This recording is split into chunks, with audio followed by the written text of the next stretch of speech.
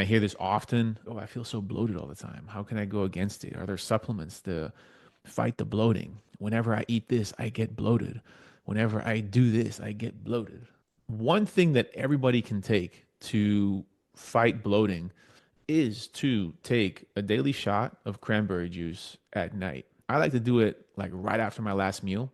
Now, it's important that you get the cranberry juice that is not from concentrate and just get the cranberry juice that is pure. So that's the bitter one, the tart one.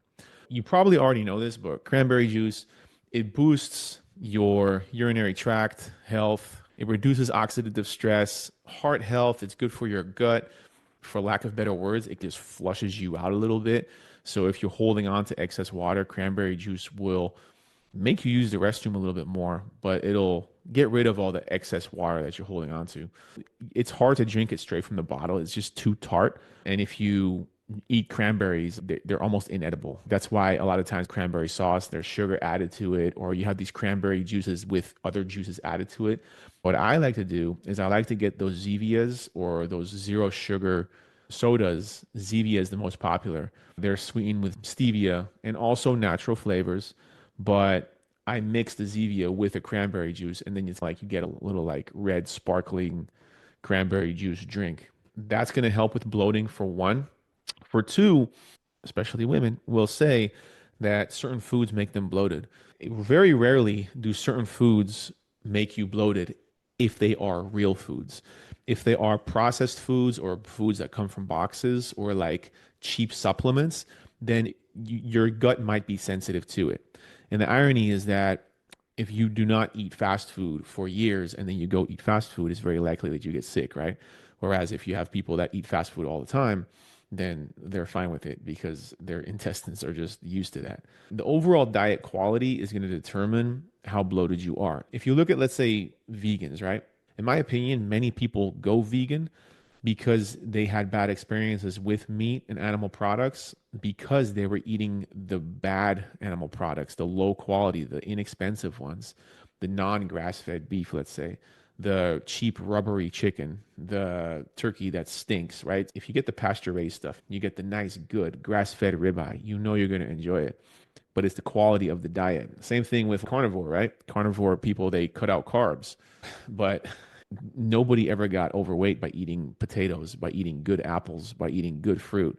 The quality of your ingredients are going to determine how bloated you get. A lot of times it's the added ingredients that are often synthetic, they're not natural.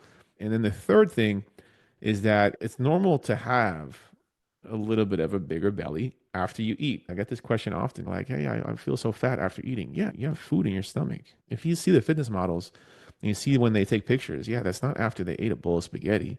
That's when they're on an empty stomach. You're not going to look the same throughout the whole 16 hours that you're awake, let's say, if you sleep 8 hours.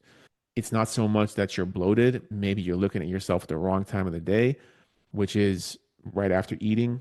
Because if you compare yourself early in the morning versus after having two or three meals, you're going to look a lot different. And by the way, I'm saying the quality of your foods, right? Look, the danger of real food, though, and I do this myself, is that, for instance, with my potatoes, my purple sweet potatoes and my Japanese white sweet potatoes, because they are plain, I will add salt to it. But sometimes I'll just like pour on the salt. Anything in excess can get you bloated. But quality of your food, and then cranberry juice really helps as well.